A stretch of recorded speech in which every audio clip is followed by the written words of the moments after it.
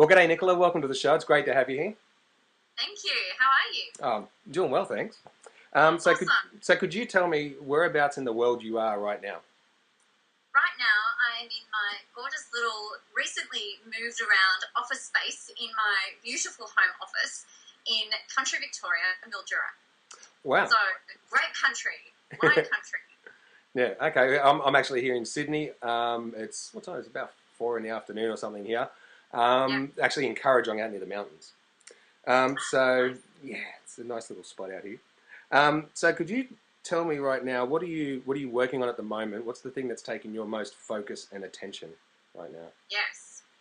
Well, I have got the most exciting lead generation campaign actually kicking off on Tuesday next week, and I am very, very busily creating all of putting all the final touches on the creative part of all of that. So I'm launching a 7-day challenge, a strategic style makeover challenge out to the world on Tuesday. So putting all those little final touches to the videos and the jingles and all of that kind of thing, and just getting all that tweaked and ready to rock and roll. Okay. And how long have you been working on that for? How long have you been working on that process to get it to where it is now? Oh, it's been about a month. Mm-hmm. So I'm right in the final stages of pre-launch. Mm-hmm.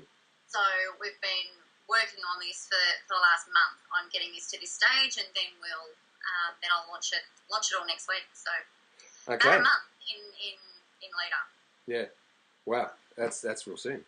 So I better get this out there so people can see it. Yes, right. Yes, please come and join. Come and join in. It's fun. So now you weren't always doing. Well, actually, what is it that you do? Let's talk about what it is you do a little bit and the kind of results your clients get, and then we'll go back to way back before you even started that to share like your entrepreneurial journey. So yeah. Cool. So what is it you actually do right now? Awesome. So what I do right now is I work with women in business, women who own their own businesses, who are entrepreneurs like me, who are solopreneurs or mums who are at home who have got a reasonably successful business already, who are now wanting to take that step into the next level. So it might be that they're almost ready to start investing in some PR and investing in advertising or whatever it happens to be, but it's about creating a strategic image for themselves, so a personal brand for themselves that has them being perceived the way that they want their target market to perceive them, if that makes sense. Yeah. So it's about being able to create a personal brand that's dynamic and engaging, that almost has people drawn to them magnetically, So it's kind of like it's you living your values and being that amazing character that you are, but maybe having that being seen by your target market without even having to open your mouth yet.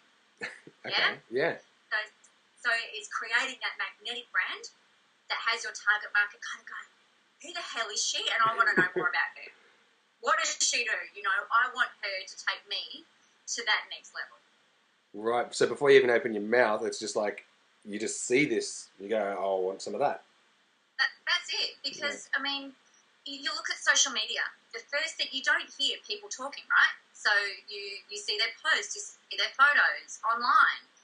Video marketing is fantastic, but what if they don't click play on that video and see how you are? So it's creating that really, I love the word enigmatic, an enigmatic and magnetic personal brand that has people just wanting more of you and more of your stuff. Before they might not even know what you do yet, but they just go, yeah, she's awesome. Yeah. I want to find out exactly what it is about her that makes her be like that. That's unreal. That sounds top. Before you open your mouth. Yeah. Well, it's kind of like, I've got a friend of mine who is different sort of business, but she's like a stylist for your home. So, someone who, if you're about to sell your house, she'll come in and say, okay, well, you need to move this lounge. Her name's Michelle Colton. You need to do this. You need to paint the walls, set it up, heaps of space. So when someone walks in, you set the tone for exactly what you think they might need to do to make a decision to buy. First impressions, baby. You know, that's what it's all about. You know, the statistics say that a first impression is created in about 7 seconds.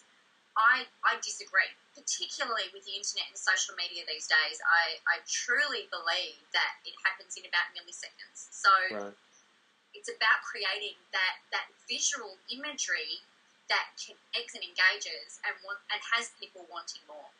And I guess it's, you know, we've got the power to so that's what it's about. Just hold on a sec. Could you say that again? Because you just went all skittery scattery on Skype. It's doing a bit of magic for us. So, what I said was that we have the power to positively influence what people think of us by the way that we present ourselves. Yeah. So again, you know, whether that's online, whether it's social media, whether it's at a networking event, whether it's at a training or a speaking gig, whatever it happens to be, it's making sure that your personal brand is congruent to you and your values, as well as for how it is that you want people to perceive you. So now you weren't always doing that. You weren't always doing the stylist stuff. How did you get in? How did you get into this area, this little niche? But even before that, how did you get started in your entrepreneurial journey? Right. Well, there's a funny story. Actually, I was thinking about this the other day, and it kind of smacked me in the head, right? Because I kind of thought, that 7 or 8 years ago, I started up a business selling jewellery. So importing jewellery from anywhere I could get it cheap enough, essentially, and selling it online and at our local markets here and Party Plan, that kind of thing. So 7 or 8 years ago. And that, you know, that's my first instinct to go back to that. I was thinking about this the other day after watching the interview with the gorgeous Amber, and it came to me. I used to sell Avon. When I was about 10 years old, I said to my mum, you know, I want to start making some money. So we lived in country South Australia. We lived about half an hour, 40 minutes from the closest town. And I said to Mum, I need to do something. And so she suggested Avon. I thought, okay, cool. So she would drive along the road and I would run to the houses and drop the magazines, drop the books in, come back out. If they didn't leave them in their letterbox, I'd run up and knock on the door and say, did you want to order anything today? Yeah. And, you know, so be it. So that was it. At the age of 10 or 11, I knew that there was something that I could be doing rather than just doing what all the other kids are doing. Yeah. If that kind of makes sense. So my parents were business owners, small business owners. So, you know, I kind of had the insights into small business from them. But I didn't do that for a very long time. I actually went and worked for a bank for 12 years and left because it was destroying my soul. Yeah. Sucked the life and the creativity right out of me, actually. So what happened was a friend of mine worked in the bank and she was made redundant. She moved back to Melbourne and she went and did a life coaching course and a style course, and I kind of saw the way that she changed. Saw her growth, and the first time I saw her after this, she was glowing, right? I thought it was a new guy on the scene, but no. Yeah. I said, I need to get me some of that. And, you know, the rest is history. That was a couple of years ago now. So, you know, I've sort of evolved into this. Okay.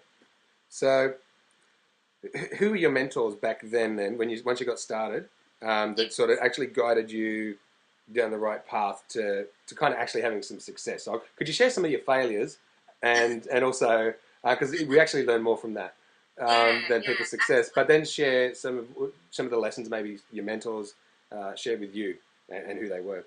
And while you do that, I just need to go check something over here, but I am listening and I can still hear you. Cool, thank you. So one of my, I guess the first mentor that I'd have to say that I had was Lauren from the Australian Style Institute, which was where I did my style training, and that was kind of like that was the beginning, I suppose. That initial training that I did really opened up my eyes to a whole new world. Yeah. Which was really very, very exciting. So she was the first one, but then I was kind of left on my own to do what it was that I needed to do. The hardest part the biggest frustration that I had at the time was trying to juggle my bank job with my business. So I kept battling away on my own, and found it really hard to market myself really, really well, I guess, and to be able to fit the amount of work in the number of hours I had available to me. So I've got 3 kids. So I've got 3 children. They're currently 10, 5, and 3. So my life is manic. My life is so busy. So I've got 4. Oh, yeah, so you get me. You 10, 6, 10, 8, 6, and 3. And 3 of them are boys, so it's nuts. But yeah, so sorry, keep going. I understand. Oh my God, he's such a boy. The older 2 are girls. They're just so different. Yeah. But, for me, it was trying to leverage my time better. Yeah. Yeah, and market myself better to attract who I wanted to be able to attract. So for me, that was where I hooked up with Amber McLean, Naked Women's Business. Mm-hmm. And our viewers know her. Yeah. Sorry? Our viewers know her, yeah. Yes, they do. And she taught me the importance of niche. I knew about niche, yeah. I knew all this stuff in theory, but actually putting it into practice, that was the difference for me. So rather than targeting women who have had kids that want more self-confidence, I've sort of narrowed it right down, which is what niche is all about. Yeah? Okay, so let's just sort of, you've caught my attention there. So you say you've learned sort of how to niche. What were you doing then, and what are you doing now to kind of cement that concept into our minds? Yeah, cool. So initially what I started doing was just marketing to women. Mm-hmm. Full stop. Between the ages of 25 and 50 or 60, who wanted to learn how to dress better or layer their clothes or how to accessorize or how to tie a scarf. Yeah. So I was running different events almost on a weekly basis, particularly up here for women that wanted to connect with other ladies, but also find out how to have a little bit more self-confidence as well. So that's a fairly broad market, women 25 to 50. So what I've done is I've gone, okay, well, I'll play with women in business, and then women who own their own businesses, and then women who own their own businesses who don't have staff. Yeah. Women in business who don't have staff that are successful already and want to take their businesses to the next level. So from there, it's come right back down into here, which just means that my marketing message is so much tighter and so much clearer. I still pick up the other people that are on the fringes, but I'm really only delivering my message to one person, which is really cool. So it's almost like who you don't want to work with. Is that's kind of, if you can figure out who you don't want to work with, and really that'll help you nail who you do want to work with. Yeah. And once you figure out who you do want to work with, it makes the marketing choices more obvious. Would that be true? Is that what's happened? Not necessarily more obvious, but just easier in the sense that I'm only delivering a message to one person and that one consistent, congruent message to one person. The way, you would know that the way that you would speak to a 40-year-old lady that's finished having children is completely different to a 25-year-old guy who's ready to take on the world. Yeah. Or, a 25-year-old girl who hasn't had kids yet, compared to a 60-year-old woman who wants to broach the entrepreneurial world. Yeah. Your message is completely different. Okay. You might market to them the same, right? But the message will be different. Yes. Okay. Yeah. So you're actually talking more about the message than marketing. Marketing are kind of like tools and things that you do, I suppose. Message. Yeah. So really getting your message zeroed in on who needs to hear it. Absolutely.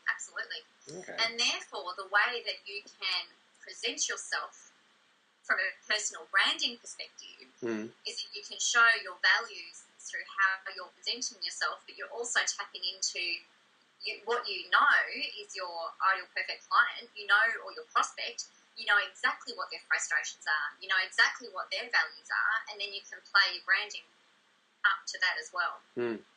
So how did you pick that little tiny niche over everyone else? Why did you select that one? Well, initially it was because they're like me. Yep. That's what I know. It's who I know. That was the main reason. You know, rather than picking guys who are 40 who want to have a new wardrobe or who want to take on the world. I'm a woman. I'm a girl. I'm a lady. I know me. So it was when I was doing my research, I found that it was easier to tap into her head. That's really my main reason. Yeah. Okay. It's funny that, isn't it? You go to all this effort, all this struggle, all these courses and mentors to find out that you're really just trying to market to yourself. Yeah, I want more of me. Just want more me's around. It'd be fun if there was more me. Awesome. God help us. Well, that's easy. Well, there you go, guys. Just listen to that. Like, who are you? What do you like? What do you want to do? Go find others like you. Yeah, yeah. And then help them out with the things that you want help with. Okay, so then you're a step ahead of them, so you can teach them what you've done to get them to where they want to be. Yeah. Okay. Yeah. Well, so when you say what you've done, you mean things to avoid or things to do, or both? You know, so from a personal branding perspective, but also, you know, don't make the mistakes that I made in business, which was not having a really target market, not having a tool that I could access at, you know, whenever I needed. That has been one of the pivotal things for me in the last 6 months is having a mentor that I can pick up the phone and go, oh my gosh, you won't believe what's just happened. Or, holy shit, I'm having a really bad day. Without laughing, maybe. Yeah. You know, the importance of mentors is amazing. So for you right now, is that Amber? Yeah. Yeah. Okay. Okay. So we'll move on a little bit. So do you have like a systematic way that you do things, like a system, like a blueprint or something that you'll be able to share with people? Would that be okay? Yes. I'm just looking for my picture. Hang on. Ooh, it's a 5-step. I can't see it.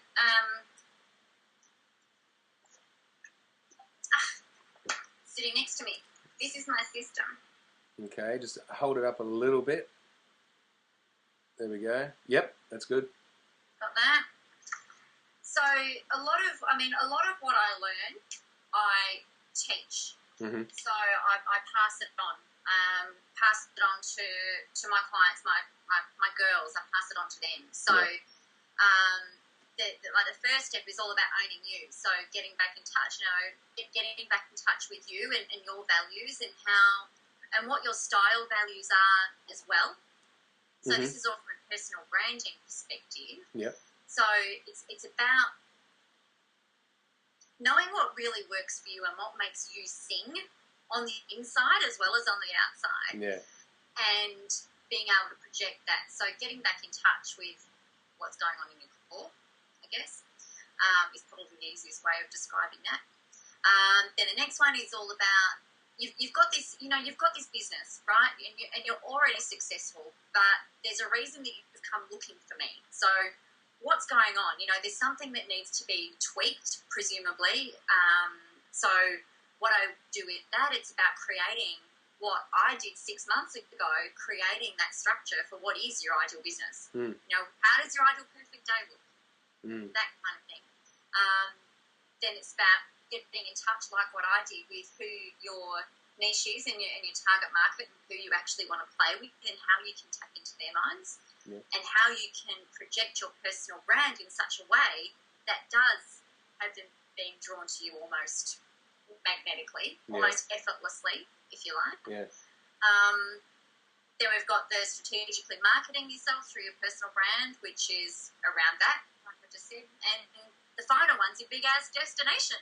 Where are you going? Where do you want to be? I heard a really great interview on Marie Forleo's blog the other day. She was interviewing Danielle Laporte. I don't know if you know her. Mm-hmm. I hadn't heard of her before this interview, but she talks about the power of visualization. And I've got my vision boards up on my wall, just up here. Yeah. And every one of my clients has to make a vision board, right? Yeah. It's about deciding where you want to go, what you want to do, and then believing that it is as if it were now. Yeah. And then reverse engineering it back. So the steps to take, which is kind of like I've got your big ass destination is step 5, but it really it's kind of like the ecosystem. Yeah.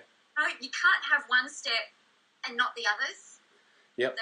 They all need to coexist. So that's my system. They're the 5 steps that I take everybody through.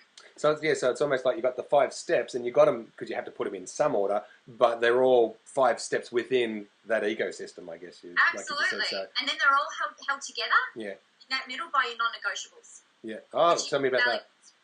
I don't know if you saw that in the centre. So your non-negotiables, which helps you make your business decisions much easier. Mm-hmm. Yeah. Okay. Yeah. So what would your non-negotiables be? How do you come up with your non-negotiables? That's your values. Okay. And your beliefs and your rules. Your rules around your business. So, for example, last year I travelled a lot. I seemed to be away constantly, which was not good for my husband or for my family. And they really did suffer because of that. So I knew that something had to change and something needed to be different. So one of my rules, one of my non-negotiables this year is that I will not be away on any of my family members' birthdays, regardless of what happens. Yep. I will absolutely help out once per week at school.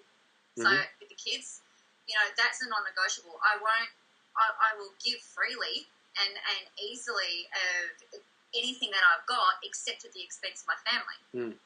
So they're kind of, which all falls into your values and your beliefs and all of that kind of thing. Yeah, so because for me personally, I can totally relate to that because it just becomes when you've got an opportunity that arises, it's like I've got to take advantage of this. I can't not do this thing. But but you get into the habit of neglecting everything else. Yeah. So that's what your non-negotiables protect your family from yourself. Yeah. Essentially, I mean, I was away last year for my husband's birthday. Yeah. I got a lot of flack for that. So that was one of the things that I inserted after coming back from that. I'm going, right, absolutely, family. Family does come first for me. But that's what it is for me. So it might be different for others. So, that's my system. That's awesome. I like it. I like. So it's. I guess it probably comes from you coming through Amber as well. Is the values side of things, which since the last interview I've been paying a lot of attention to that for what I'm doing. So I actually learn a lot from these interviews myself. And so putting those values first, it makes other decisions for me anyway more obvious. No, that's a yes, that's a no. Yeah. And I guess that's one of the key things that I learned from Amber, and that's what I was saying. The things that I learned that I know work, that's what I then teach. I implement it and then teach it. Yeah. And I know that works. It even if you've already got a successful business, I think every business owner that I have spoken to haven't even touched the sides of this stuff. So it's pretty exciting. Yeah, I reckon it's tops. And so, how do you get your stuff done without being overwhelmed? Because it's just you. You don't have staff and tons of people and everything to delegate. How do you get things done without going nuts? With my planning. Yeah. I work really hard.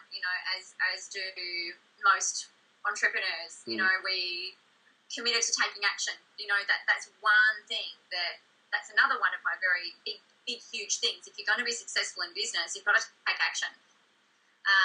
So what I do is I make sure that I've got my planning in place with what I need to do each day. Kind of like that reverse engineering thing I was talking about before, I know what my 12-month goals are. I know what I need to achieve in 90 days. I know what I need to do in 30 days and in 7 days. And then every week, I go through and I achieve those things, which kind of makes my big-ass destination, so long as I do all of that, I know I'm going to get there. Yeah.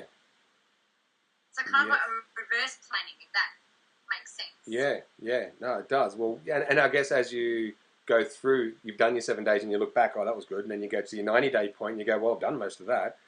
It would make the big-ass destination more believable because you're doing the steps and you can see things unfolding along the way, as opposed to having this, because I don't know, did you have this sort of thing too? I found I was living in here, out there, far off, and not actually being where I am right now. I could be in a room full of people, but I'm by myself out in La La Land.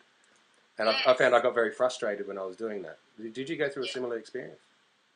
A big thing that I had in the last Lead Gen campaign that I did, I worked like a trooper. It was ridiculous. I couldn't even tell you the number of hours a week I worked. It was insane. Getting to that point. And I remember having a phone conversation actually with Amber the following week. So we were finished on a Sunday. So then you're in post event, post launch, and doing all your wrap up and your measuring and sales calls and all of that kind of stuff. And I got to the end of that week and I started the following, and I rang her and I said, look, I didn't have anything on my list to do, so I've just kind of gone ahead and I've done this, and I was like, I talk fast at the best of times, but it was insane. And she's gone, Nicola, you are taking a week off. And I've just gone, really? She said, yeah, you need to take a week off. And I said, oh, but there's so much to do, and blah, blah, blah, blah. She said, you need to stop. Just stop. And okay. I said, where am I going to, what, and then what after that, what do I do? She said, just take a week off and we'll deal with that after. I'm going, okay.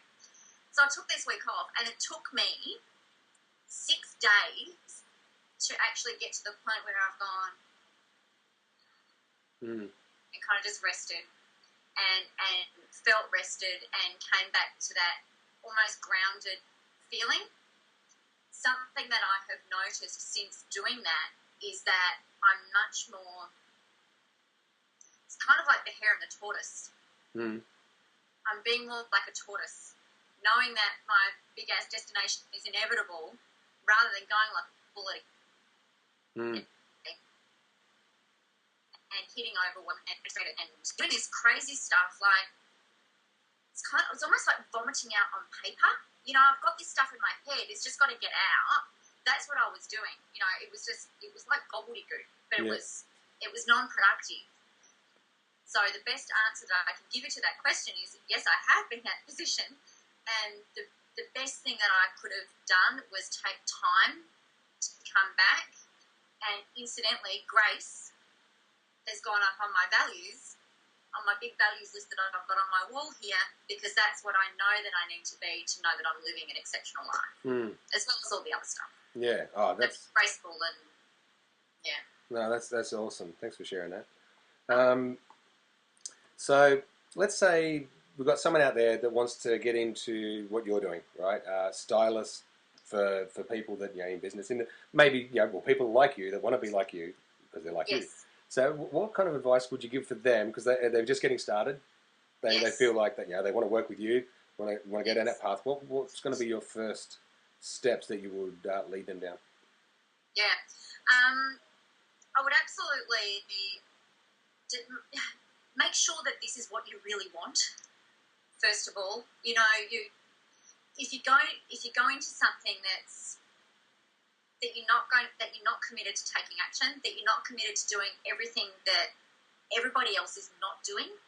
So if you're wanting to be like everybody else, maybe rethink what it is that you're doing, but absolutely get the training. But then also look for other mentors as well who are making the money that you're making, who are doing what it is that you're doing, and model them. That would be the biggest and best advice that I could give, is to find a mentor that you can model, who's achieving the goals, kicking the goals, doing what it is that you want to be doing. Do whatever it takes to get in with them. Okay, now there's a distinction there. Call you, of course, that's all. There's a distinction there that I want to kind of hone in on, and it's the difference between just blatantly copying and doing, being exactly the same as someone else, and modeling. So like modeling is kind of different to just straight out ripping someone off. Could you? How would you see the distinctions there between the two?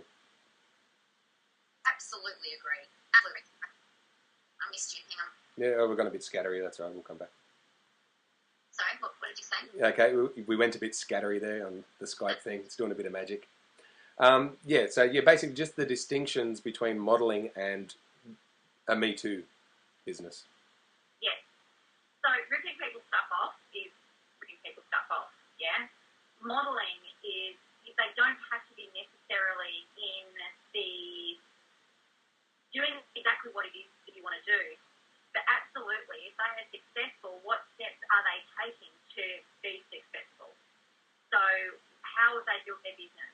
Have they built it up from the ground up? Are they doing what it is that you want to be doing? So there's a difference between ripping somebody's stuff off compared to learning what it is that you need to learn.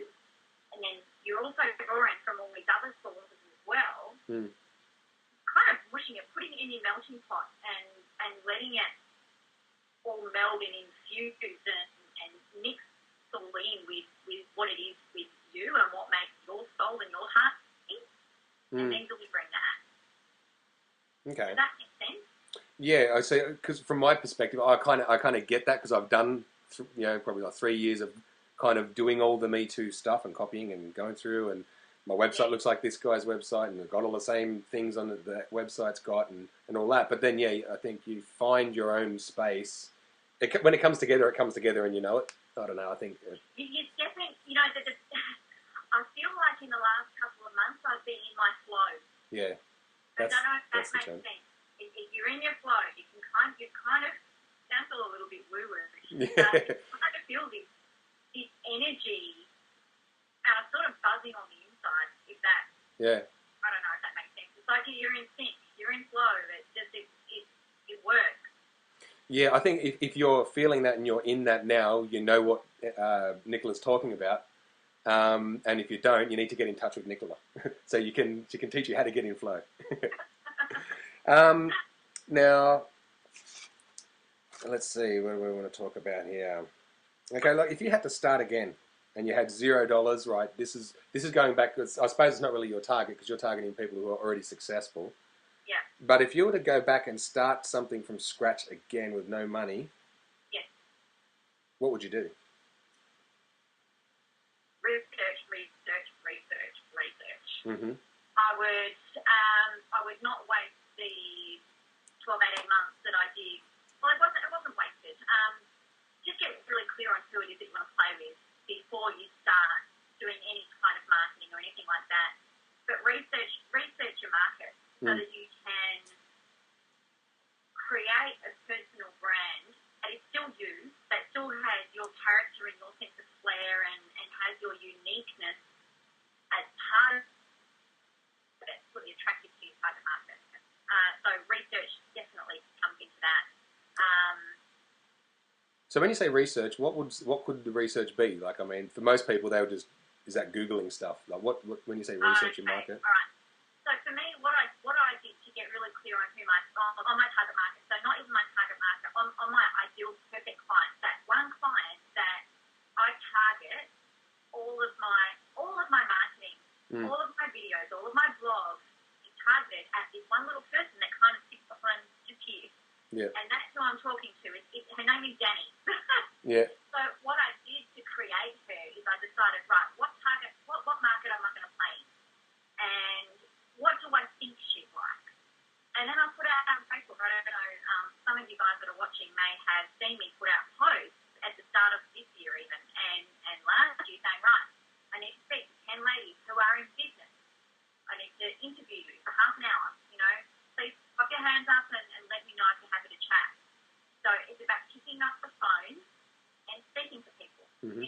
What are your biggest frustrations? What do you really want? If you were to be able to, do you want to be the expert in your market? Do you want to be famous? It's that research that is going to be the difference between you kind of thinking or fluffing around for 12, 18 months and trying to make it work. Does that make sense? Yep. Yeah, so it's not so much about what you're going to do. I will start this and follow these exact steps. It's find out of the people who you actually want to sell something to what they want, I guess, what they value. Yeah, yeah. There's no point in creating something that people aren't going to buy. Mm. At the end of the day, we're entrepreneurs. We want to make money so that we can have more freedom, choice, flexibility, and all of that for ourselves and our families. But there's no point in creating something if nobody's going to buy it. Mm. Exactly. All right. Just quickly, I'm just going to shut this Skype down because you're all a bit scattering. The sound's gone funny. And I'm just going to hang up and then I'll call up again. All right.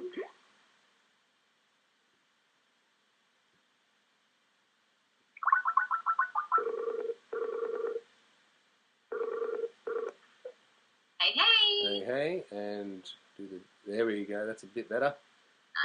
So you're a bit of a pixelated thing on that last little bit, but I wanted to come out because we're going to come through the end of the interview, and I wanted to come out strong and at least have your face on it and better sound.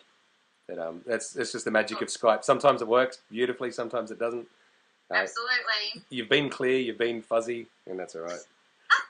The good thing is just a mush of colour. Yeah, pretty on much. your white website. Yeah, and you know what? I might even just leave this run through because when people watch these interviews, because that's actually my thing is I'm going to be teaching people this whole process. That's what I love to do. So that's good. This is my game. So I might even leave this just for realness to say, guys, this is how it goes. You just roll with it. All right. So what's your favorite? Or this is coming from Blues Clues. What's your favorite thing that you do in your business that you love? What I love is I've got so much stuff in my head, right? And there's so much that I teach. What I love is when I see a lady's face and I kind of go, I get it. It's that that they kind of get those connections. It's those, quite often it's just those little missing links, and they kind of just go, oh, of course. And I sit there and go, I didn't really think it was that big. But, it's the power to completely change the way that they see them and the way that they can then position themselves from a branding perspective. And seeing it all come together is just beautiful. That makes my heart sing. Yeah. When I get back in the car after a freaking long day and I just go, oh my God, I need a vodka, things like the wine. And, my feet are killing, I've got blisters, but, I've had the most amazing day and I get on the phone. I'll either ring my mum, who's in Adelaide, and I'll go, Mum, you'll never believe the day that I've just had. Or I'll ring my husband and just go, it was just amazing. These women that are just so incredibly grateful for being able to hear this stuff, it makes my soul sing. Yeah. That's awesome. what I love. Yeah, excellent. And what have you got coming down the pipeline? So you got that lead gen thing, and you say you got a 12-month plan though. So what's down the ways a bit that we sort of should be looking out for? Yeah, I've got as part of this. So I've got this lead gen campaign launching the 7-day strategic style makeover challenge. Then off the back of that, there's a 12-month program called the Apprentice Program, which is people will have the opportunity to come on board with that, which is where I'll teach them everything that I know, and they get to come and hang out with me once a week on Facebook. Hang out with me on Facebook or in a Q&A on a webinar and pick my brain and discover how they can implement this stuff really simply and easily at really no cost into their businesses and have them achieving exponential results. Okay. The time they come in. And when's that kind of gonna roll out? I've already kicked it off. Oh, that's when you've already kicked off. Yeah. Okay. It's live now. Yeah, I've got ladies in that now, and the lead gen campaign is about getting more people into that. Yeah. Okay. Yep. Sorry. That's the Apprentice Program. Okay. And where can people find out more about you and get in touch if they feel like they want to work with you? and they think it's a good fit, where can they find out about you? They can catch me on Facebook. You know, I hang out on Facebook a lot. Yeah. It's Stylish Silhouettes. So Stylish Silhouettes? Yep, on Facebook or online on my website, stylishsilhouettes.com.au, or they can come and friend me on Facebook. Maybe just send me a message, Nicola Moras. Yep. I have many friends, so if they send me a message, I'll be sure to actually accept the friend request rather than ignore them. Yeah, so if they go... Ignore them like there's hundreds of other people that are on there. Yeah, so if you're actually going to contact Nicola, leave a message saying, hey, I saw the interview with Pete. I want to get in touch with you. Yeah, that type of thing. So, and I'm going to leave links below this anyway. So you're going to have links to the Facebook page. You're going to have links to your website. And, so people can easily get in touch with you. And so, just click on them below there, guys. Or you can call me. And call. You've got the number there. Make sure you call. So we're real people. This is... I like chat. Yeah. We're real people. We actually answer the phone. It's Yes. Unless I'm being interviewed or interviewing, of course. Excellent. Okay, well, it's been awesome having you on the show. You're heaps of fun. And, I learned a lot. I learned heaps of stuff from you today, which is great. And I know all the guys did too. Now, this is the question I always want to ask now at the end of it is, could I get you back on the show at some point down the track? Okay. Yeah. That would be a pleasure. Excellent. Okay, so it's a deal. All right, guys. Take it easy. Click on the links. Go visit all her stuff. And Nicola, it's been awesome having you. I'll see you next time. Thank you. Bye. Bye.